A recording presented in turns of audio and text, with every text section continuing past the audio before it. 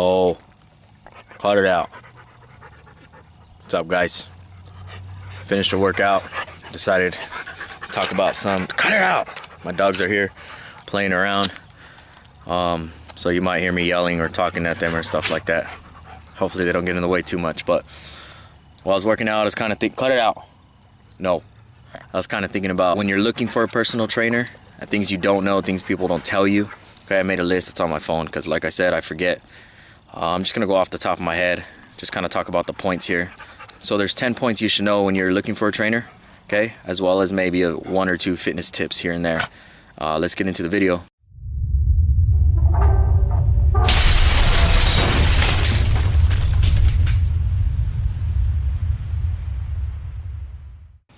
All right, so when you first start, there's one thing you need to know is it is a lifestyle change. When you think about going into fitness, don't think about it as a 1 or 2 or 3 month thing or 6 month, whatever. You got to think about it as this is what I'm going to do for the rest of my life. A lot of trainers won't tell you that just because, you know, it helps pay bills. You got to keep coming month after month after month. A lot of trainers will give you little things here and there to keep you going, to keep you interested. But some trainers won't give you information you need to do it on your own. So it's a lifestyle change, right? Make sure when you're looking for a trainer, you understand that you shouldn't be with the trainer for your whole life. Unless you guys mesh very well, then that's fine. But, you know, you shouldn't be with the trainer your whole life. They should be giving you advice on how to do things on your own, tips and tricks, things like that, okay? So just remember, it is a lifestyle change. Let's go ahead and get into the second one, which is a lot of trainers, we're not all in shape. Do not judge a trainer by the shape they are in.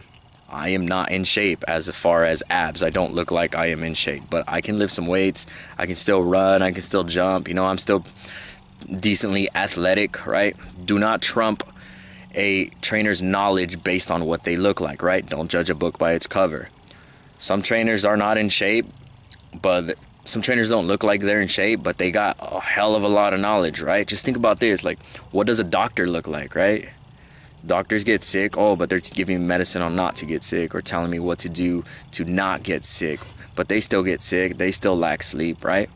So, moral of that topic is don't judge a book by its cover, all right? Stuff we've been learning since we were little, stuff our parents, our guardians, our teachers, everybody's been telling us. It goes into when you're looking for a trainer, okay? You judge them based on their knowledge, their certificates, or even their clients in the past. But not always, because some clients don't stick to it. I've had a lot of clients that just tried it out for a month and just stopped, you know? Either we didn't mesh well or they just didn't like my style of training. And that's fine, it's normal, okay? So make sure you don't judge a trainer. Don't judge a trainer based on how they look. Let's go in number 3. We legally cannot tell you what to eat. We are not nutritionists. We are not dietitians, okay? We can't. So when you come and ask, oh, I want a nutrition plan, we can advise you. We can give you sample nutrition plans, but we cannot tell you, prescribe you one, right? Go to a nutritionist for that. Okay, so real quick, if a trainer says, here, follow this program, but they're not dietitian or nutritionist, they don't have some kind of certificate or degree saying they can prescribe you, here comes my dogs again, say they can prescribe you some kind of meal plan, then be careful, right? We are not dietitians. Damn, lighting's kind of going all over the place. It's all good. You might hear the motorcycle in the background, kind of loud. All right, cool. Get down. No, get down. Okay, so remember, we legally cannot tell you to eat a certain way. All right, we cannot. We only advise you. All right, it is very dangerous if you get sick or something, or say you have a thyroid issue and whatever. We can't advise you. Oh damn, they just wrecked. Look at that. These guys just flipped over. I'm gonna go help them out. I'll be back. All right, guys, I'm back. I just went to go help those guys that flipped over. Nothing happened. They're safe. All that good stuff. All right, so let's get into the next one. It can be costly. Basically, the price is going to vary, all right? Training is expensive because you're going there for a specific goal. We're considered specialists, right? Okay, so as for me, I don't charge a lot just because of the location I'm in. Very, I guess, kind of poverty, right?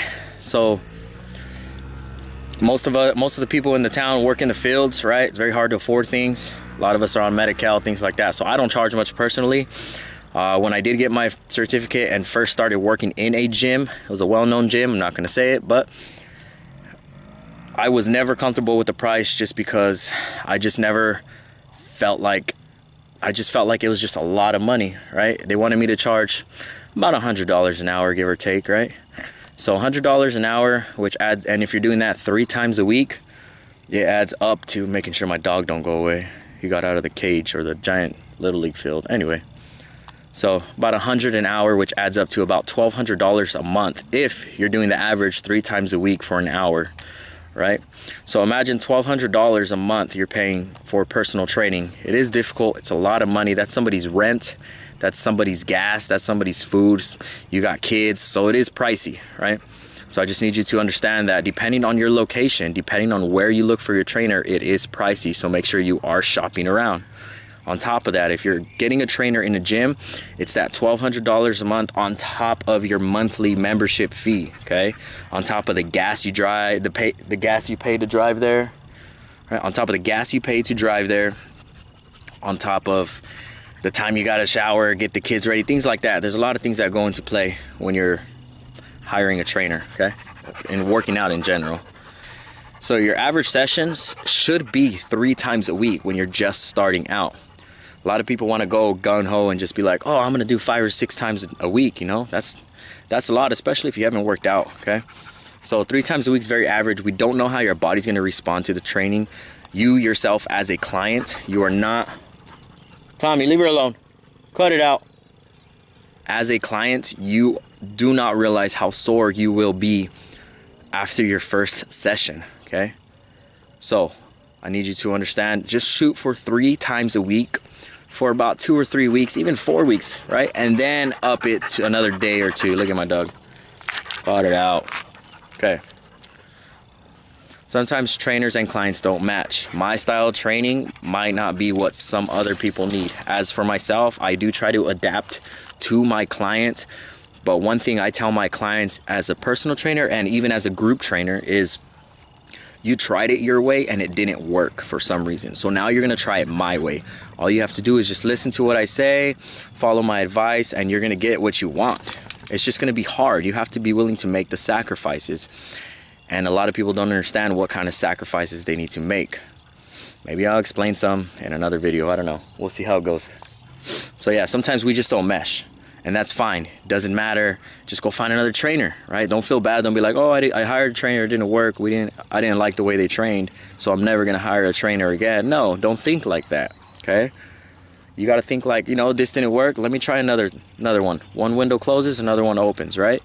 So you just gotta shop around. Same thing when you're looking for doctors or specialists, or when you're even shopping for like a car, right? You gotta try it out. You gotta test drive it, see how it goes, okay? Oh. So some certificates don't mean as much as others, right? So basically, as for me as a trainer, I went through National Academy of Sports Medicine. There are other cheaper ones, but this one, it cost me close to $1,200 just to get certified. Sounds like a lot, especially for one time, but it did pay itself off. Basically, I wanted a certificate where I can take anywhere I go. You know, something nationwide, right? National. So I went for NASM, NASM, National Academy of Sports Medicine. There's some personal training certificates you can get in a weekend, right? Like what do we call them? Box top certificates, right? Cash in a bunch of box top from the cereals and go from there. God, hopefully they don't fall again. Now they have their kids. Sorry if you hear the quad noises, all right? But anyways, so you gotta look at their certificates, do your research. Tommy, come here. Oh boy, you got to look at the certificates. You got to do your research. Okay, just look at it and be like, oh, where are you certified? Oh, okay. Here, I'll talk to you in a bit. Let me check out some other things, or just get their certificate. Go do your research at home, and then make the decision if you want to have that trainer. Right? You got to shop around. Cut it out. Get down. Okay, shop around. These dogs, man, they want to play. So supplements, right? Especially when you're working in a gym as a trainer, the gyms have their own supplements, right? Not their own, but they sell supplements inside there. And a lot of times trainers they'll push those supplements, you know, oh, you get your protein, or oh, get your pre-workout, oh, get your creatine, right? You got to understand something about these supplements. Okay, one is they are supplements and only supplements. They are there to be used if you need them, such as protein. If you are not getting enough in your diet because you feel like you're eating too much, or your stomach isn't big enough to consume the amount of protein food you need, then yes, you can do a protein shake, right? Same thing for pre-workout. If you're feeling groggy, things like that, then you take the pre-workout. All it is caffeine, right? As far as a pre-workout, do not take that every workout, okay? Because eventually one scoop turns into 2, turns into 3, turns into 4. Okay, your body learns to adapt to what you're doing to it. Okay, so it's just like drinking coffee. When people say, oh, I need 4 cups of coffee to get through the day, well, that's because your body adapted to it. Okay, so supplements are only to supplement what you are missing. At the same time, if a trainer keeps pushing supplements, it's because as a trainer, we get commissions based on what we sell. Okay, a lot of times, especially in a big gym, think of like 24-hour fitness or Gold's Gym, right? We only get a percentage of what we sell. So as a trainer, they'd probably get anywhere between 30 and 40% of their one-on-one sessions, right? The money they make for that. So that's why they'll push supplements to add on to money, so they can make to add on to what they're missing of that 100% of money of that 100%. So if I sell you $100 worth of training for the hour, I only get 40% of that, 40 bucks, right? So dang, I'm only gonna get 40 bucks. So I better push some supplements so I can get some extra cash in it, right? That's why they'll push supplements. So if you're gonna get supplements, just be careful, okay? Do your own research as opposed to just listening to one person. Go from person to person, ask questions. Do not be afraid to ask questions, okay? Very, very important you ask questions. Let's see. Here's a nice little fitness tip for you. I think this is the last one. So, all right, so 1 million crunches will not give you abs. Get down, I'm talking, get down, okay? So, I've had a couple clients in my group and my one-on-one say, can we do more ab work, more sit-ups? I really want to flatten my stomach. And it is very hard to get this point across to them because they are new to the fitness industry, they're new to the fitness world. Doing sit-ups will not give you abs. Your abs will only show if you watch your diet and cut down the body fat percentage. Okay, so if someone says, let's go do some sit-ups and get those abs popping, no, okay, odds are that's not gonna happen. Yeah, they'll pop out a little bit, swell up, just like when you're doing bicep curls, right? Your biceps will grow a little bigger, the blood will pump. Same thing with abs, but in order for your abs to show, you must watch your diet. Okay, you cannot pick one spot on your body and burn that fat. The best way to get abs is to burn fat all over. All right, so I know I talk a lot and I know I talk fast and I do ramble on, but these are kind of points I did want to get across. Also, just to post up another video for all my 15 subscribers that I have. Thank you very much, right? Free information is what I'm all about. I'll make money if I can. If I can't, no biggie. The money comes when it comes, right? So just remember, one main thing I want to get across is when you decide to start working out, it is a lifestyle change, okay? It is a lifestyle change. It is not just a 3 to 6 month event. Because if it is, odds are you're just going to gain back what you worked so hard to lose. Plan to do it for the rest of your life. Over time, you're going to pick up little things here and there, tips and tricks that you're going to follow and learn. Okay, so just remember, it is a lifestyle. So if you guys like the video, give it a nice little thumbs up somewhere at the bottom on the little thumbs up thingy. Hit the little subscribe button. I will be posting up another free program as well, follow along free program, just like I did with the other one. All right, guys, we'll see you next time.